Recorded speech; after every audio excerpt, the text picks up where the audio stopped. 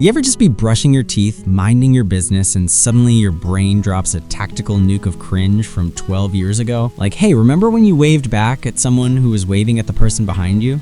Cool. Thanks, brain. Appreciate it. It's 3 in the morning. I was having a good time. But nope, your mind said, let's replay that horror show in full HD with director's commentary. Why though? Let's talk about it. Here's the wild part. Your brain doesn't randomly torture you for fun. Well, kind of, but there's actually a reason behind this emotional self-sabotage. Turns out, humans are wired to remember social mistakes way more intensely than almost anything else.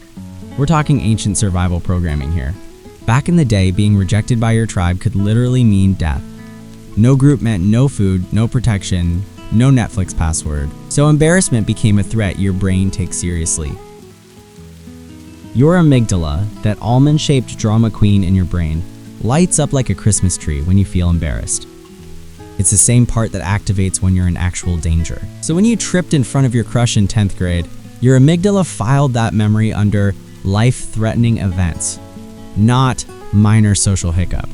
Nope, full-blown existential crisis material.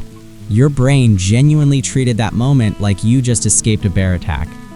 Wild, right? This is why embarrassing memories feel so visceral. They're not just thoughts. They're emotional experiences your body remembers.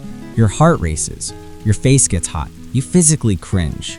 That's your nervous system responding to a memory like it's happening right now. It's called an emotional flashback. Same mechanism as trauma, just way less severe. But your body doesn't always know the difference between remembering something awkward and reliving something dangerous. So here we are, suffering. Here's where it gets interesting. You know how you remember every humiliating detail of your own embarrassing moments, but you can barely remember anyone else's? That's called the spotlight effect. You think everyone's watching you, judging you, remembering your mistakes forever? But in reality, people are way too busy worrying about their own cringe compilation. Everyone's the main character in their own mental nightmare. Nobody's got time to archive yours, but your brain doesn't care about logic. There's also something called negativity bias at play here. Your brain is like a paranoid detective, always scanning for threats and mistakes. Positive experiences? Cool, noted. Embarrassing moments? Red alert, full investigation.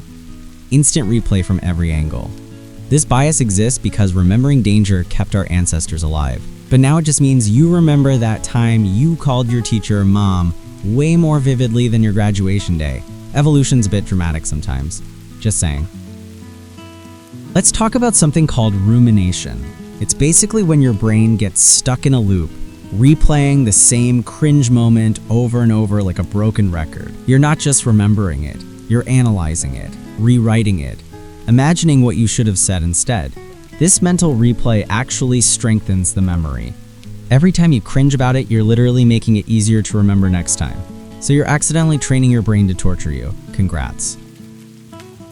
Here's the kicker. Most embarrassing moments happen during your teenage years or early 20s. Why? Because your brain's still developing. The prefrontal cortex, which handles impulse control and social judgment, isn't fully cooked until around age 25. So you're out here making questionable decisions with an underdeveloped decision maker. And then your fully developed adult brain looks back and goes, what were we thinking? Well, Susan, we literally weren't. Not properly, anyway. Cut yourself some slack. There's also this thing called the reminiscence bump.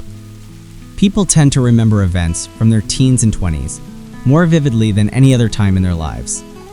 It's when you're forming your identity, taking risks, experiencing firsts. So naturally, that's also when you're collecting your greatest hits of humiliation. Your brain stamps these memories as important because they happen during a formative period.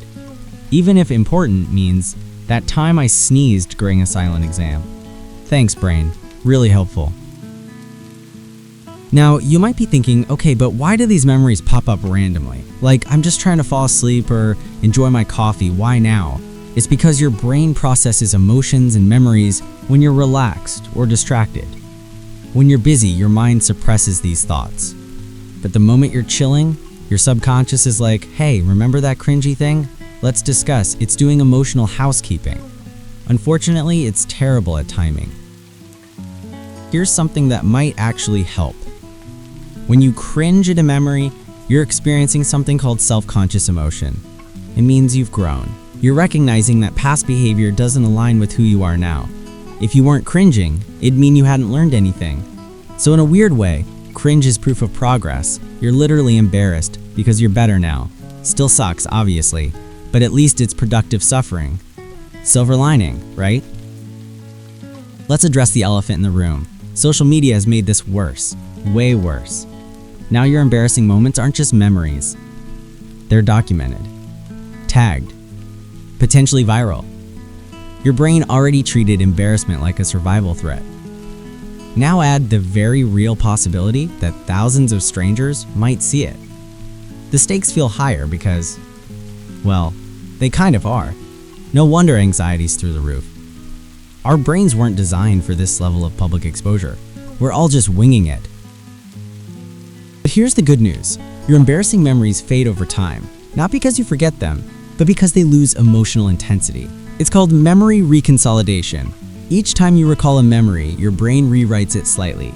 The emotional charge weakens, the details blur. What felt earth-shattering at 16 feels almost funny at 30. Almost. The cringe softens into nostalgia. Eventually, you might even laugh about it. Might. No promises, but it does get easier, slowly. One strategy psychologists recommend is self-compassion. When that cringe memory hits, instead of spiraling into shame, try talking to yourself like you'd talk to a friend. You wouldn't bully your friend for making a mistake, right? So why do it to yourself? Your brain responds to kindness. When you practice self-compassion, you actually reduce the amygdala's panic response. You're retraining your brain to see these moments as human mistakes, not catastrophic failures. It sounds cheesy. It works though. Another helpful trick is cognitive reframing. Instead of thinking, "I'm so stupid, why did I do that?" Try, "That was an awkward moment, but it's over now."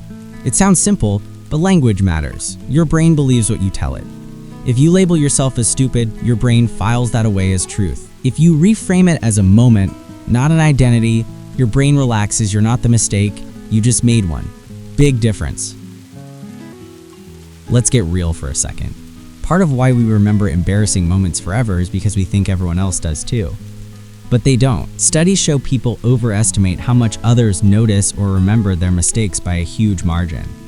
That moment you're convinced ruined your reputation, most people forgot it by the next day, or never noticed it at all. You're the only one replaying it on repeat. So maybe, just maybe, you can let it go. There's also something powerful about sharing your embarrassing stories. When you talk about them with friends, you often end up laughing. That laughter isn't just social bonding, it's therapeutic. It signals to your brain that the threat is over. You survived, you're safe. Humor transforms shame into connection. That's why comedians build entire careers on self-deprecating humor. They've figured out how to turn their cringe into content. And honestly, that's kind of genius. Pain into art. Respect.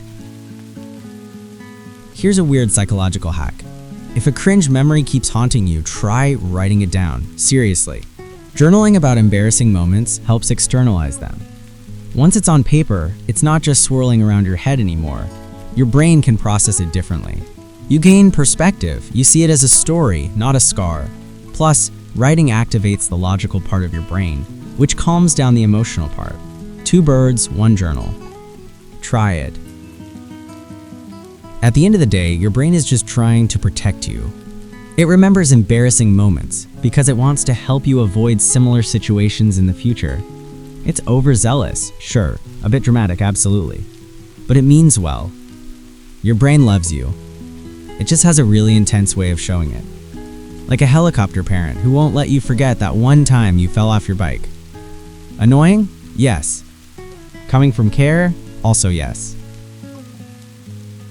Next time your brain decides to ambush you with a cringe flashback from middle school, take a breath. Acknowledge it. Laugh, if you can. Remind yourself you've grown. And remember, everyone's walking around with their own mental blooper reel. You're not alone in this. We're all just humans trying our best, occasionally failing spectacularly, and somehow surviving the mortifying ordeal of being known. And honestly, That's kind of beautiful. In a weird, cringy way,